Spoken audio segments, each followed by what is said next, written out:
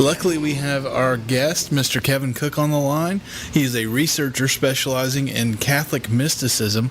He has investigated various sightings and appearances of the Virgin Mary, including the Fatima incident in Portugal, the miracle cures at Lourdes, which I may be messing that up, the mass witnesses and photos in Zaytun district of Cairo, Egypt, and the 1531 vision of the Virgin in Guadalupe, Mexico. He first got interested in this subject when he encountered the strong smell of roses at a shrine in upstate New York. There were no roses there. According to the Catholic Church, this type of phenomena is known as the odor of sanctity. Tonight, we will speak with Mr. Cook about a variety of these visions. How are you doing tonight, Mr. Cook? Doing pretty good. Yes, sir. Good to be here. It's great to have you with us. Well, thank you. Thank you very much. Let's start at the beginning, I guess. Tell us a little bit more about the incident that got you started doing this. Well, I kind of had an early entree into things unusual. I grew up in Fort Lauderdale area, and my father was a big volunteer for the Coast Guard. He was an electronics engineer, owned a big company down there, but he worked for what they call the Power Squadron, where they have public boating courses, and in the context of doing that, he hired all the instructors for South Florida, but he had a lot of interplay with a lot of Coast Guard admirals. And also in defense work, he knew a lot of naval people and Coast Guard people. And to make a long story short, what happened back in my day was there was a big book at the time, like the Bermuda Triangle by Charles Berlitz. And, I asked him at the time when I was a teenager, I said, look, is this baloney or is this, valid? And he says, I know you expect me to just pour cold water on it, but in reality, it's very valid because 10% of the anomalies the Coast Guard ran across, they had no real explanation for. And, also connected with that same era in my life, our neighbors down the road, they had actually, there was a movie called The Ghost of Flight 401 with Ernest Borgnine back in the 70s. And this was about an Eastern Airlines flight that went down in the Glades. And Eastern Airlines cannibalized the parts from the downed airliner and reused them in other L-1011 planes. And to make a long story short, every plane that used the cannibalized parts wound up being haunted. And that was the figure that this Ernest Borgnine played in the movie, the Navigator. And our neighbors in Fort Lauderdale actually had seen, they were, mostly retired Navy pilots working for Eastern, had actually seen this ghost. So this double-header entree into my early life kind of got me opened up to unusual things, if you will. And closer to our timeline, in September 2008, I went up to New York to look at some property. I like upstate New York and think it's pretty. And I was up there. I didn't buy the property. I went to the Cooperstown Baseball Museum, did the tourist thing. And the day before I flew out, I stopped by Our Lady of Martyrs Shrine in Oriesville, New York. And I was there about an hour and a half. And for the first 45 minutes, I smelled an overpowering, cloying smell of roses. And I've got bad allergies, and I don't really have a good sense of smell, so this was especially weird for me. And this was on top of a hill. I mean, it was about a 40, 50-acre campus on top of about a quarter-mile rise, kind of like a mesa, you might say. And there was no church services going on with any incense. There were no flowers to speak of, and nothing fragrant, like pines, maple trees, nothing. So this was so powerful, I kind of had to ask somebody about it. So I went in the museum up there, and I asked the curator up there, I said, lady, what do you got that's so fragrant up here? Because I don't see anything that would be. And she was very shocked when I said this. She said, you smelled it too? And I said, well, I guess I did. And what it was a powerful, extremely powerful, more powerful than anything you've ever smelled, odor of roses. And I knew I'd experienced something paranormal, and I looked into it further. And it's what's termed as that bio indicated, the odor of sanctity. And this same phenomena, the smell of roses and the odor of sanctity, is part and parcel, basically, of Marian apparitions, very frequently occurring part of them. And that I was always interested in Marian apparitions, and basically this this experience there was the thrust to get me to write the book. And the more I wrote the book and more I researched, the more I realized how valid this phenomenon is. And that's kind of the preface of it. Yes, sir. I've noticed that there have been several very controversial sightings of Marian apparitions. People, the church has to investigate them and validate them. Yeah. Can you tell us about some of the ones that they validated and said, this is real? This is church. Sure, you bet. You bet I will. See, just before I get too much on that, the church is very, very meticulous in its investigative process. It really is almost overly so. But because there's been less than, of all the hundreds and hundreds and hundreds of apparitions, there's only been about 11 that have actually made full church approval. Full church approval. But so they're very careful and cautious in what they do. But these apparitions have really gone on since the year 40 A.D. all the way to the present. It's been an ongoing phenomenon for the whole Christian experience. But a very powerful one occurred in 1531. It's called Our Lady of Guadalupe. And I know in the back of trucks you'll frequently see Spanish-American people have, for the most part, have an image of Our Lady of Guadalupe in the back of the pickup trucks. It's just a commonplace thing in their culture. And that is a replica of an image that's on a cactus husk garment that's on display right now to this day at the Basilica of Guadalupe in Mexico City. It's been in constant church custody, guys, for almost 500 years. And this is a garment that is called a tilma, and it's out of cactus husks.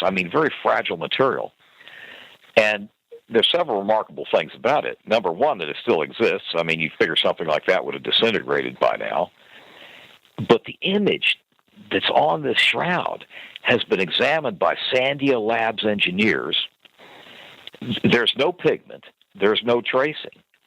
There's no evidence of a normal human painting in any way. So this is a miraculous artifact in and of itself. It's been subject to a lot more study than, say, the Shroud of Turin that everybody's heard about. This has been subject to a lot more study, made a lot more accessible. It's so sophisticated a phenomena that the image of the Virgin Mary on this shroud, in her eyes, they've looked at the eyes under microscopes. Now the average person, when you look at something, the image that's reflected back in your eye has our eyes are curved. It's a curved lens. And the distortion of an image is called the Samson-Purkinje effect. Okay? That same unique distortion effect that you would have in your eyes or me and mine, anything we're looking at, is found in the Virgin's eyes in that painting. In that, not painting, but image. And in other words to say, not only is there no pigment, there's no tracing, but you're talking about a replication of a human characteristic and a physical characteristic that is beyond what a human artist could reproduce. So I'll give you that background to show you some of the scientific evidence that's in this book. My book's called Marian Apparitions Are Real, and it's got a lot of things like that in it. But that was the first major one in modern times, is the Our Lady of Guadalupe in 1531. But I want to also say at this time that, a lot of these apparitions occurred at very pivotal times in history. That's another thing that adds to their authenticity, if you will. Because, remember this 1531, that was right at the start of the New World, a very important epoch starting in that time. And she frequently comes in her apparitions at very, real pivotal times in our history. So that was the first one of the modern era. And but I would really say of all areas of the paranormal, if you will, nothing is really better verified than these apparitions with hard science. Yes, sir. They're very, very meticulous and very, very picky with what they let pass. Exactly. That's for sure. See, even like that phenomenon with the eyes, they've had 20 different ophthalmologists look at the eyes and verify that, yes, guys, this really is what we're seeing here. So, yes, they're meticulous as all get out. And that was a powerful one. And then another extremely important one that, of course, most people are familiar with is the Our Lady of Fatima in Portugal, 1917. I think most people, have heard of that some way, fashion. And this was where the Virgin Mary appeared to three young Portuguese children, and the witnesses of these are usually called seers, seers. That's what they term them. And these three children had about 7 different apparitions of the Virgin Mary. She came to about 7 different times. She on a monthly basis, and it culminated in the 7th one in October of 1917. And understand the setting here. Remember that pivotal timing I was saying. This is just before the outbreak of the Russian Revolution. It's still during World War I, but it's just about before the 1917 Russian Revolution. And the Virgin Mary told these children several different things. I mean, most people have heard about the third secret of Fatima, and I'll mention that in a minute, but she mentioned that there'd be another war after the World War I that they were in then. She said there'd be another greater war. And secondly, she said that Russia was going to cause problems in the world by its errors. Now, these three children probably didn't even know the country of Russia existed. These were just, agricultural peasant kids that if they could write, they'd be very lucky, let alone know about Russia or any political scenes in Russia. They wouldn't know anything about that. And in other words, it's miraculous. And understand, when they would relate what the Virgin said right at that moment, and people would write that down. So, I mean, this was all very well authenticated.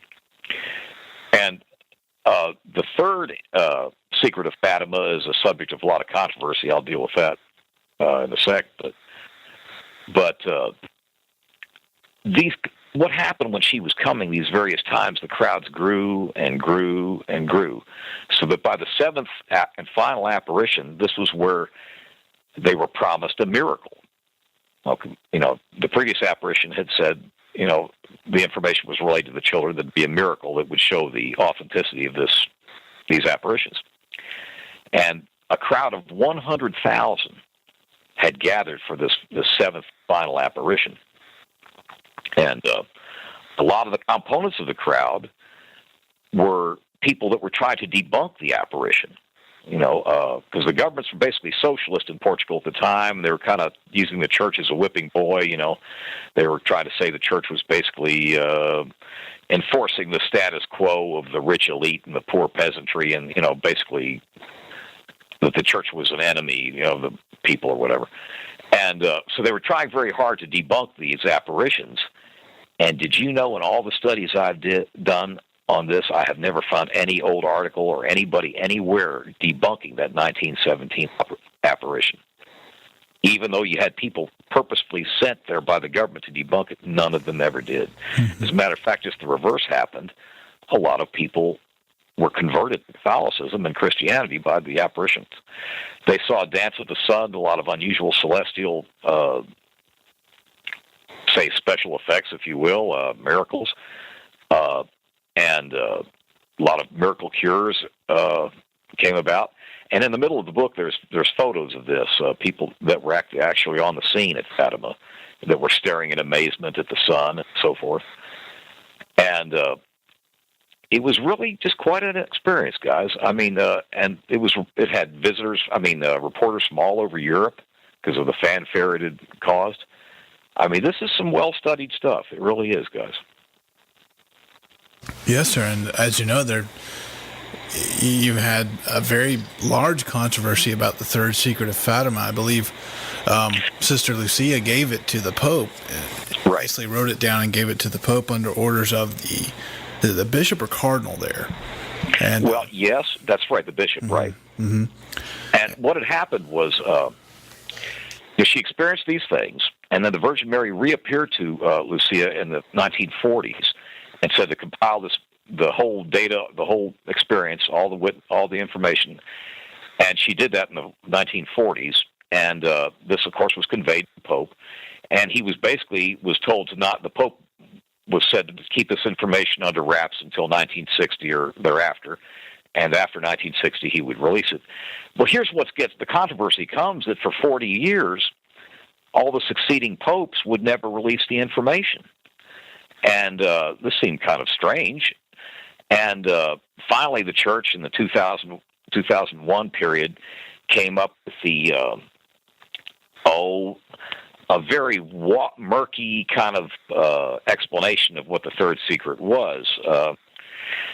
It kind of, in other words, it just didn't sit right with people because it didn't seem like it was really the full truth. And matter of fact, I got something here on that. In May of 2010, there was a group that met in Rome called Fatimists. These are people that are basically conspiracy theorists and relative to Fatima, believing that the church wasn't completely forthcoming in its explanation. And there's a man named Christopher Ferrara, who's a Catholic and a U.S. attorney, and he attended this Fatimist conference. And here's what he said, quote, "The evidence points to only one conclusion, that something has to be missing. Only a minority clings steadfastly to the notion that an ambiguous vision of a bishop dressed in white outside a half-ruined city is all there is to the third secret," end quote. That's from the Catholic News Service. But so basically, here's a DA U.S. attorney and investigator, and he's feeling that obviously there's something missing, and logic tells you that too, because what the church basically said in the year 2000, 2001 was that the third secret was just the assassination attempt on John Paul II. And that's kind of weak. I mean, it really is. I mean, for all the secrecy and dodging around over such a, loosey-goosey kind of bit of information. A lot of people think that has an apocalyptic content to it, like, perhaps disasters. That's been one potential explanation. Another one is the church is withholding information like things of faith. I know for one thing that has been well reported by Cardinal Ratzinger, who's currently the Pope, that the third secret he said the third secret had to do with matters of faith. And it's possible what it involves is really perhaps the church child abuse issue and all the turmoil that's caused. And also there's a fall off in Catholicism in Europe. And I think issues of faith could very well be related to that, in my opinion. And that's something the church may not be as forthcoming on, matters that are controversial like that. Sure. So that's just I understand that's just my subjective input, but it would seem to fit the pattern of it, yeah. Because one sentence that it did say in the third secret that's well known is that Portugal will always maintain the Catholic faith, and if Portugal does, that would by contrast mean that the other places don't. And I think that would fall in line with this Cardinal Ratzinger said, yeah. Mm-hmm. Some people think it's more negative than even that it could deal with, perhaps cataclysmic end of time events like what is that planet Nibiru hitting the Earth or something like that, Yes, sir. But that's getting kind of far afield. I don't know if that's so. I want to run something by you that I've been seeing evidence of, and I've been seeing claims of. Yeah. And it seems to resonate with me at least a little bit. Okay. Because I've got introduced to a lot of this because I started reading things written by Malachi Martin. Right. And reportedly, the Pope had entrusted, that he worked for at the time, and entrusted him with the third secret. And he had reportedly hidden that in a lot of his writings, like in Vatican, the novel Windswept House, and all that stuff. Okay. And so reportedly, the third secret was that the power of Satan had inherited itself in the church. That I've heard that. I sure have heard that, yeah. Right. And if you look at all the things that's been going on with with Catholicism and the Catholic Church as a whole, like the apparent progressiveness of the last Pope and right. the things that are going on with this pope and the murders that have happened and the sex rings that have been connected to the papacy. Yes. It's hard to ignore that. I very much agree with you. Now, I'm glad you said that. I've always been basically a fan of Malachi Martin, and of course I've read some of his books. And yes, now he was a well-placed priest. He was not just your average priest. And he did. I remember on Coast to Coast, he said that with Art Bell, he said there was an implication that Satan had interjected himself into the Vatican itself. And I know you're exactly right. And I'm not privy to the third secret myself, but I'm convinced that, golly, if there is a devil, he certainly would have to be all over the child abuse issue. I mean, I can't think of a more fertile ground of a little nightmare he'd start than that.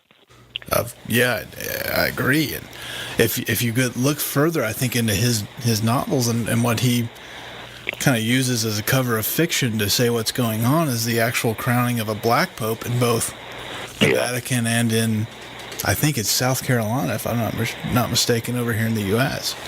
Yeah. And that's brings up all kinds of things that is not quite so good of a thing to think about before you go to sleep. I know. Well, see, I'm going to have to reread those his books. Like I say, it's been a while since I've read them.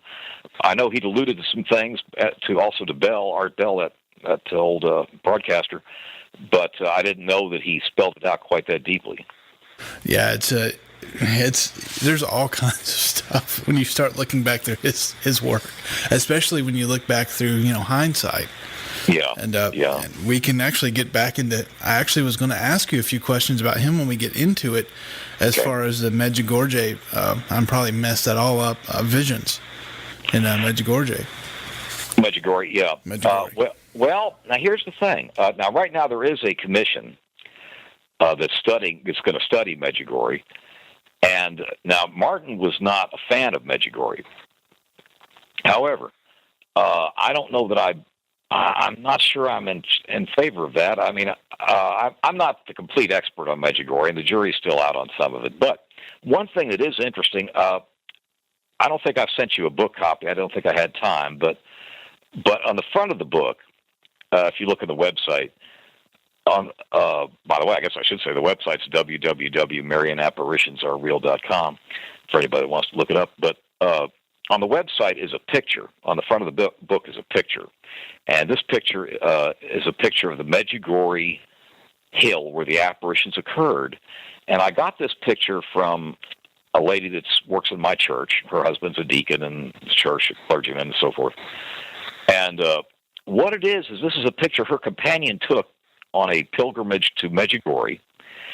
And the companion took this picture of the hill. That's all it was where the original apparitions occurred, and superimposed on that picture is an outline of the Virgin Mary.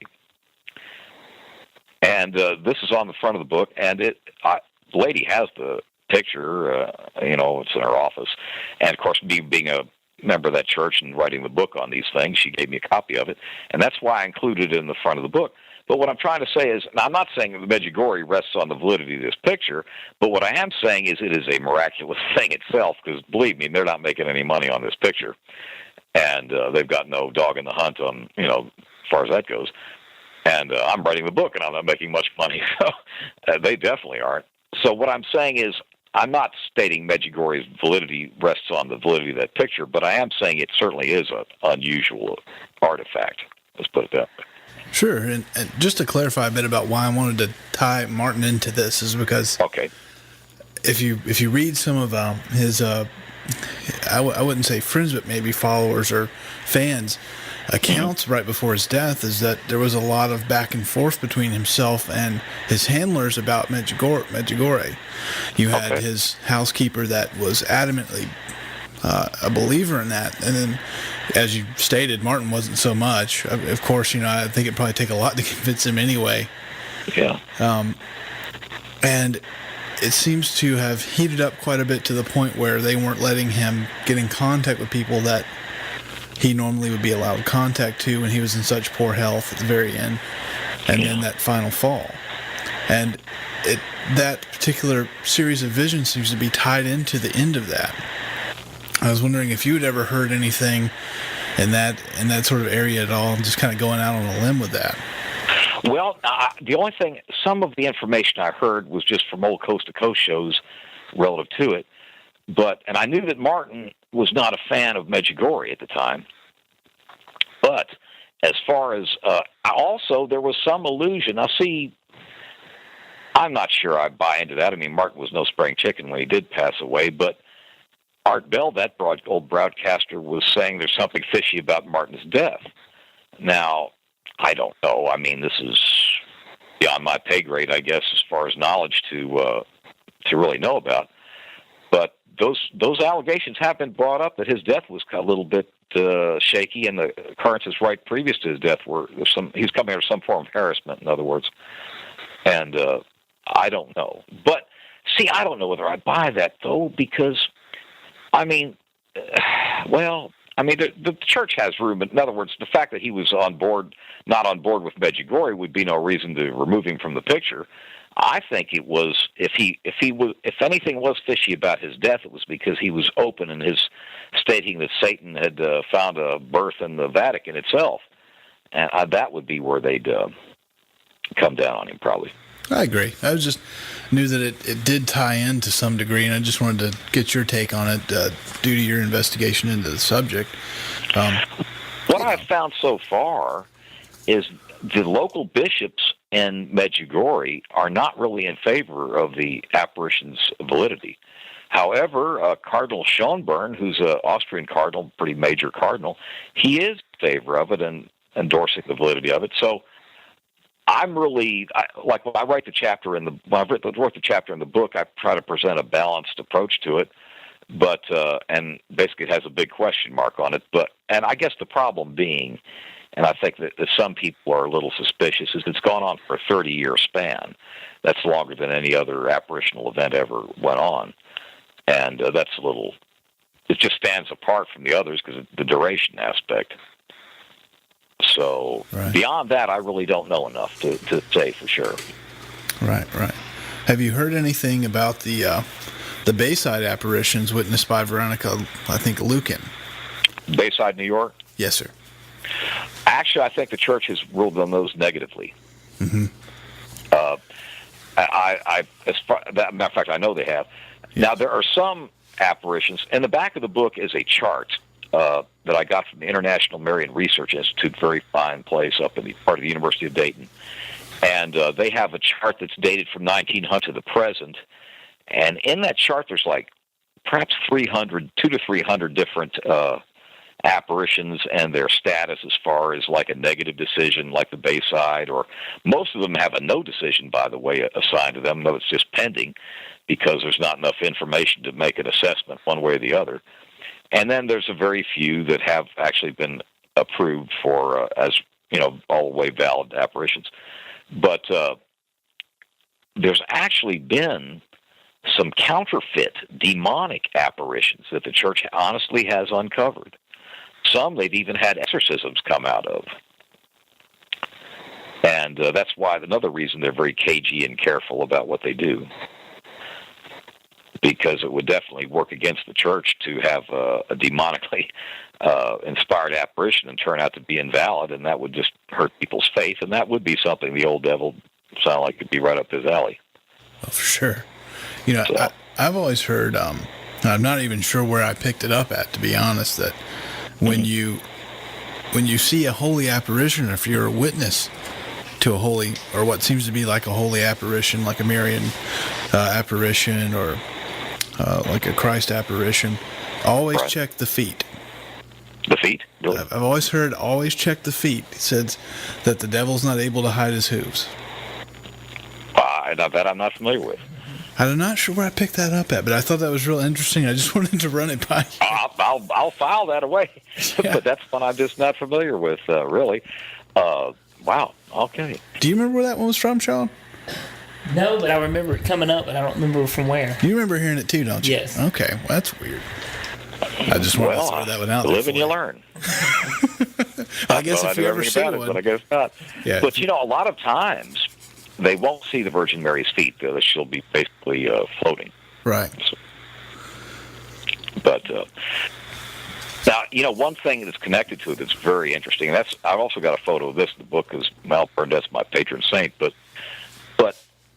a little related phenomena of this, one of the seers at Lourdes, the seer at Lourdes, the only one, was Bernadette Soubirous, and she died in the 1870s, and in her 30s, and her body was exhumed, and it has never deteriorated. It's in display right now. You could look on the internet. It's on display in the Cathedral of Nevers, France. It's in a glass case. She's never been embalmed, and now her face does have a little wax on the cheek because of discoloration. But the point I'm getting at is she has never rotted in the common sense. And the church has about 100 of these, of saints that have been deceased and exhumed, and they're called the Incorruptibles. Real excellent book a woman wrote in the 1970s called The Incorruptibles by Joanne Cruz dealt with this. And like I say, you get right on the internet right now and see Bernadette. What I'm just saying, that was just an interesting side issue to those apparitions. Oh, yeah, and it brings up, I think, that as we're talking, people, I think, in this day and age seem to ignore the strong mystical background that comes with your membership in Christianity. People aren't aware of that. People in kind of mainstream Protestant churches, it's just not talked about. But exactly. There's a strong root of that throughout the vein of, Christianity. It come hand in hand. Just like people that turn away from the church and get into Wicca because it's more magical and spooky or something like that. That's absolutely in Christianity if you look. Oh, it is. That's the whole thing of it. Is that people, especially when I was growing up, they were trying to make it all an intellectual exercise, like studying political science or something, and it's not. I mean, there's a real devil. I promise you, there's a real devil. There's a real God. I mean, all this. That's one of the reasons. I'm glad you said that. It's one of the reasons I wrote the book, because that's basically my underlying emphasis here. Is we're not talking about dry theory or something like that, or just good notions. We're talking about the real deal. And it's like that experience I had up there in New York. I mean, this is where something just grabs you by the throat. And I mean, this is like, hey, all this isn't just an intellectual exercise. God really is around, and that's right. That's exactly right. And that's replete through Christianity, not just Catholicism, but all through every legitimate Christian sect. And, yeah, exactly. I'm glad you said that. Yes, sir. Especially, and if you go into a lot of what happened with Martin Luther and the start of Protestantism, and then you had the great split with the Eastern Orthodox Church and Catholicism, right? As we've lost a lot of our ritual. We've lost a lot of our Christian ritual in the process. Well, we have. And see, I grew up, I'm in my 50s, and when I was growing up, there was a big God is dead emphasis in the 60s, early 70s. And basically, all that really was mankind was getting in case of the big head because they had a little scientific progress, so they didn't think they needed God anymore. And now, 30 years later, they realize that we really don't know nothing at all. I mean, we don't really know about, let's say, quantum mechanics, what really makes it tick. We know there's other dimensions, but we don't know how many or what's over there. I mean, we're as lost as geese when it really comes to explaining things. So I find it amusing that over the 30 years I've been an adult, we've come around robin, instead of thinking we have the number on everything, to realizing we don't have the number on anything. You can really see that, I think, in modern culture, is we've moved away a lot from that train of thought, and people are getting right back into spiritual. And yes. Instead of going to church, they're going to paranormal conventions and going ghost hunting and looking up SeanSellers.com. That's true.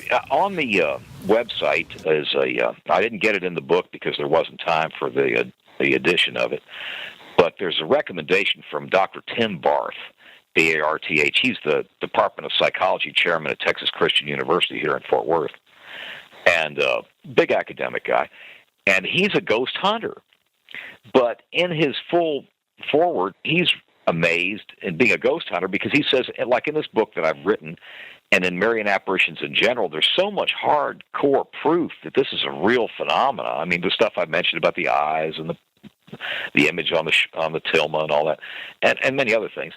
And he's being a ghost hunter. He's just amazed that, to be honest with you, there isn't more play on Marian apparitions. It isn't brought up more because it is 50,000 times more validated than some very wispy ghost orb, which could be just light, reflecting off dust and things like that.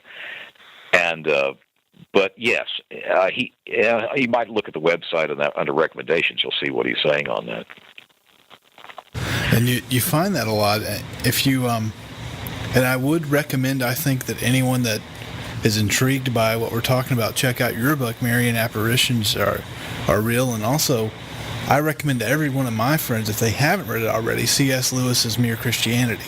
Yes, I've got that right here in my library here. I know. If you're a Christian, I sure do. I like C.S. Lewis. Yeah. But the website's there at www.marianapparitionsarereal.com, and that would direct you to Barnes & Noble or Amazon or any place else. But really, that's why I was trying to. I guess that was one of the reasons I was writing the book. I think I was prompted to write the book, but also the heavy emphasis I have in there is that, yes, this is the real deal, guys. This isn't just some kind of, let's say, superstition that the Catholic Church promotes to, promote Catholicism, say. Not at all. And one thing that's interesting that most people don't realize, most Catholics don't realize, is a lot of the messages that have come from the Virgin Mary to these seers is not even just solely for Catholic ears. She said, I don't care about denominations as such. Like, for example, the apparition she had over St. Mark's Coptic Church in Zaytun, Egypt, which, by the way, is the biggest, without question, as far as mass numbers of witnesses. And, guys, we're talking in the millions. This occurred from 1968 to 1970.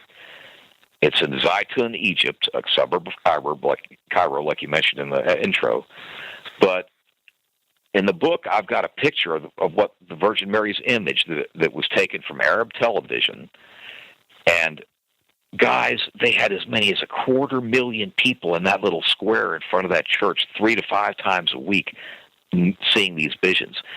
The Egyptian government sent special forces troops a mile square around that church, door to door to door, to see if there's any kind of projection to debunk this apparition. Because, it's a Muslim country. They weren't particularly, interested in endorsing Christianity. Even though there's a heavy minority, like 10 or 12% that are Coptic Christians, it was still a Muslim country.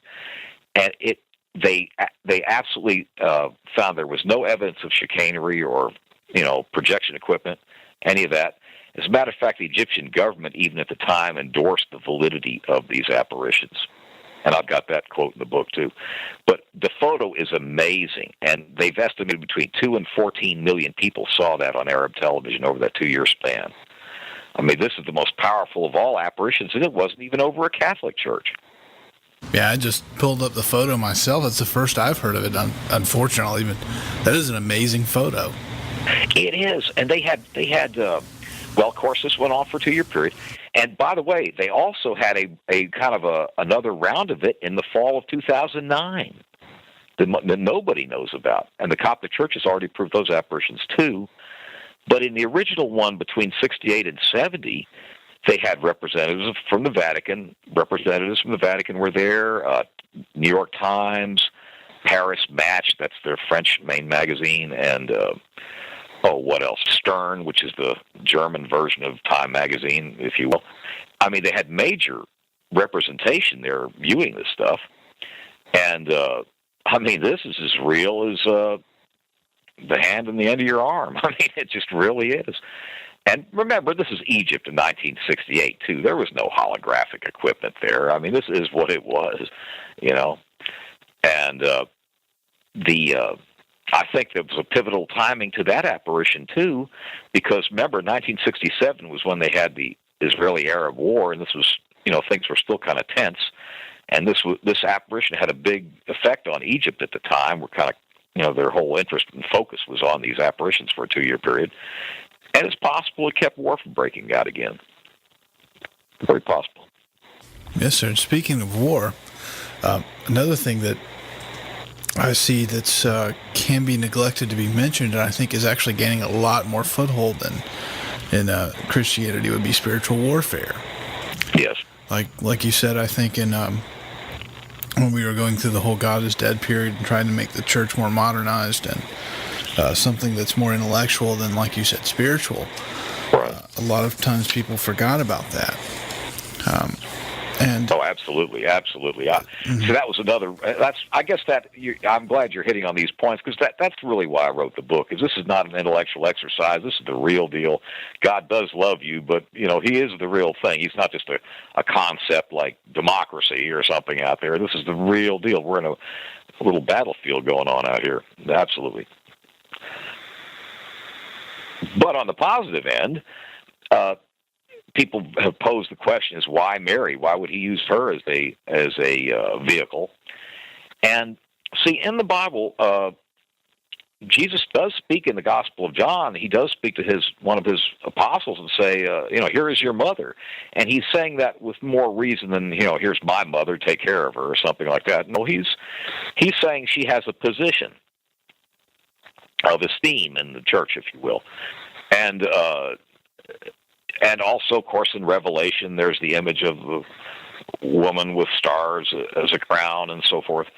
And in other words, I think Mary has a maternal aspect. And I think, of course, I'm a Catholic, but I think she has a set-aside function. And I think that people feel comfortable with Mary as, say, a messenger of God, because she's not like an angel that might scare them to death or something. I mean, for whatever constellation of reasons, God has used her as a messenger. And I think the maternal aspect might have something to do with it, as far as people look at her as being once human and, say, benign personage, if you will. So that's why I think He's used her. And if I'm understanding the relationship well, and I only have base knowledge in Catholicism, so excuse me if I get it wrong, but sure. She's someone that can petition Christ for you. She's intercessory, yeah. Right. She, as far as saints go, and Mary goes, as Christ can speak on your behalf to God, so can Mary speak on your behalf to Christ, and that's kind of her position in prayer. That's exactly right. That's exactly right. And also, let me emphasize, too, a lot of Protestants will say, oh, well, she's trying to usurp God's position. Well, no, she's not. Because every message that's ever come through these apparitions has always been one that endorses her son as the Savior and this and that. What I'm trying to say is she's not trying to go into the religion business herself or usurp anybody's position or anything like that. So, I mean, one shouldn't really feel threatened by her. Because, I used to be a Protestant, and, you hear different things at different times. Now, there have been times when Catholicism has gone too much in the side of revering Mary, and, there's a place for Mary, that's fine, and I look at her as like a messenger of God, and that's all well and good. But no, she's not to be worshipped as such. Revered maybe, like a saint, but still not worshipped as such. And I do agree with that. And the Mexican church was even remonstrated by Rome at one point, hey, back off a little bit here, guys. I don't want to take us too far. But so yes, one has to keep the proper perspective, but still, Mary has had a position. It's been a noble one, and I think a historical one, and a benign one. So in other words, I'm just saying that there could be some Protestant criticism of her place in the scheme of things, but if they really knew the full Catholic perception of her, they'd feel more comfortable with it. That's all I'm trying to say. I agree. I think it just takes a small bit of education and really looking into what, how it's supposed to be and not really necessarily how it's exercised. Right. It really kind of depends on what church you go to and what what priest you have, and I think as far as Catholicism goes, as far as the adoration of Mary. Right. Exactly. And you see a lot of the intercessory format is very biblical. When two or three are gathered together, prayer and this and that, and the idea of praying for one another, that's a very classical Christian perspective. It's not strictly Catholic or Protestant or anything else. It's classical Christian. And for her to act as an intercessory, agent is certainly very valid scripturally. Yeah. Right. I mean, if you're treating your saints properly, it's the same way. It's an intercessory act. Yeah, they've had many miracles attributed to intercessory prayer. But matter of fact, one of just as a related thing, like I mentioned with Bernadette, this Padre Pio was a fascinating figure himself. He died in '68. And he was a well-studied character in Catholicism at the time. I mean, he was, of course, an Italian monk. But what it amounted to was he had all kinds of phenomena associated with him, like the stigmata, yes, but also levitation. He could be able to buy, locate, and visit people in other countries. And he took a lot of confessions when he got so famous, and he could communicate with people even though he didn't speak the language and understand them, if you will. So a whole, and also, by the way, that odor of sanctity was associated with his personage. Everywhere this guy went, by the way, he didn't wear cologne or anything. The odor of, say, roses and flowers, a floral scent associated his physical whereabouts, followed him around basically. And that was a phenomenon itself. And like I say, he didn't wear cologne. He wasn't phoning it up. He wasn't making any money by smelling one way or the other. And if I write another book, it's going to be on these very exotic aspects of Catholic saints. Oh yeah, I mean, I think, and I don't think he's the only one as far as sainthood goes that just displayed something crazy. Like, he's just, I think, one of the most recent, if I'm not mistaken. At a recent time, wasn't he alive in the 1900s, if I'm not mistaken? Padre Pio died in 68. Right, 68. I'm sorry. Not really studied on him, but yeah, did he ever achieve sainthood? Did they grant him sainthood? Yes, he was canonized. Yeah, I know that there was a bit about that where I think there was a bit of controversy about canonizing him, wasn't there? No, not really. Earlier on, but that was really during his lifetime. No, I think the canonization went pretty quickly. After there was a little bit of controversy earlier on, but that was pretty well outruled. Like I say, he was pretty well studied in the '60s. I mean, we're talking pretty modern times, and a lot of the weird yet positive phenomena around him was pretty well documented. It really was. And there's been, of course, many others. There's even a phenomena that's really bizarre yet quite pleasant.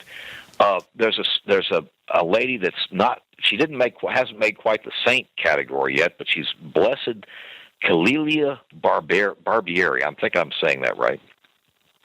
She was a nun in a Italian convent, and she died. And she's in kind of there's three different categories. There's venerable, blessed, and sainthood, and she's in the midway category. And here's what has occurred with her. She died in this convent, and almost immediately upon her death, they heard her singing, her voice, when, they'd sing hymns in the convent. They'd hear her voice, and by the way, this was right after her death, so her contemporaries could recognize her voice.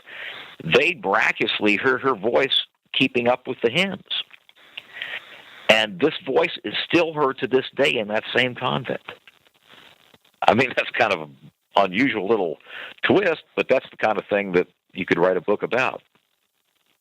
Absolutely. And I agree with you that it's very odd that this stuff isn't talked about more. I know. And like I say, this is not just one guy that had a couple too many beers in a bar and comes up with this stuff. This is some well-studied stuff. I mean, understand, before Padre Pio died, he'd, become so famous that his every move was scrutinized. I mean, if this guy smelled like roses, then you knew it. There was reporters running around and, a bunch of followers running around. This guy was had a whole little flock of people following him around. Like I say about the confessions, before he died, he was physically exhausted from hearing all kinds of confessions and meeting with different people and giving them advice and so forth. He even told John Paul II he was going to be Pope. I mean, that's how many things were associated with this one guy. But there's been many others. Like I say, it would make a good book. It really would. Indeed. Yes, sir. And I'll tell you, it's coming up fast on the top of the hour. Almost had to catch myself. Would you mind telling us one more time how to get to your website and see your see the stuff? Sure. It's www.Marian, MARIAN, apparitionsarereal.com, and on that is, of course, all kind of information and different ways to get the book. And the book is available through BarnesandNoble.com too. You know, if you're near a Barnes and Noble store, you can just go get it right in there. Yes, sir. And I want to thank you once again for donating your time with us tonight for this hour, and we really appreciate you coming on. Well, I appreciate it. It's the closest I can get to coming to the Southeast. Yes, sir. That's good to talk to you. Yes, sir. You have a great night. You too, sir. Bye-bye. Bye. Well, everyone, that was our guest for the evening, Mr. Kevin Cook. Sean was watching the Tonight Show. That's okay. Hey, I was thoroughly enjoying the guest and watching Stupid Criminal News or whatever it is. And I did crack. I couldn't help but to laugh a couple of times. It's okay. But what do you think about all that? What do you think about old Padre Pio and his levitation and bilocation? I heard him on. I heard our guest tonight on Coast to Coast a while back, and I thought he was a really interesting guest. And I definitely wanted him on. And you know what? I thought what's so interesting to me is I don't know much about the subject about Father Pio and the apparitions and the sightings and so on. And one of the things that struck me when he was talking about the smell of flowers and so on, even in some of the rare darker cases that we've had that experience. Mm-hmm. It really shines a new light on a few instances where we've had that amazingly weird, crazy energy sweep through, and then there'd be a smell of flowers. Yes, exactly. Particularly either honeysuckle or roses. Yes. Isn't it roses one time? Yes, it was roses one time. Yeah. And, that just kind of stands out to me when I said it. And I said, that's definitely want him a guest on our show to talk about it and kind of learn something new.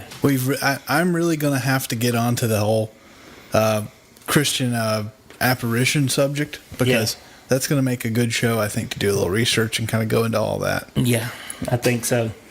And it's something I've known about, but I kind of hadn't really messed with, but it's renewed my interest in the subject. And that's what this show is about, and that's what when we have guests like this, I hope. So definitely check it out and let us know. It's renewed my interest in short pants, too. Exactly. Wow. Those look comfortable. Yeah. My short pants are very comfortable. Look like you're about to join the Rockettes. Yeah, man. I don't know why. With these legs, I can. I can make it happen. Look like clotted milk. Well, I guess we can invite all of our listeners to check out our websites at southernparanormalresearchers.org, SeanSellers.com. Sign our guest book. Please sign our guest book at SeanSellers.com. Let me know what you think about the shows. It beats the crap out of Mike. Also, check out ChroniclesOfTheSupernaturalist.com. Our first book's out. We're definitely working on the second one, getting that out there. March 19th, we're in Birmingham, Alabama for Sloss Furnace. June 3rd and 5th, we're at Con Carolinas in Charlotte, North Carolina. Looking forward to that. We've got some other events we're putting together, so got a lot of big things coming up. We're really excited about all the opportunities. I want to thank all of our friends out there for supporting us, believing in what we do, and also give a special shout outs to SPR Atlanta. And I think Ernie's trying to get something started in Chattanooga. So we got a lot going on. So I definitely appreciate everybody out there, and I know Rick working on our team, staying busy, and just everybody out there supporting us. All of our friends, family, we appreciate everything there. And man, we're rolling along. You ready to wrap it up, Jake? I'm going to wrap it up, and I can't say what I was about to say because I just remember we're on an FM transmitter. Yeah, exactly. I looked right at David, though. Hey, we're going to end with John Wesley's rule. Do all the good you can, by all the means you can, and all the ways you can, and all the places you can, and all the times you can, and all the people you can, as long as you ever can. Guys, I'm Sean Sellers with Jake Bell, the one and only Mr. David Humphrey, Michael Gerback, our producer Michelle Sellers. We just want to thank y'all for listening to the show, and y'all have a good night. www.wrapitup.com. Yep. Wrap it.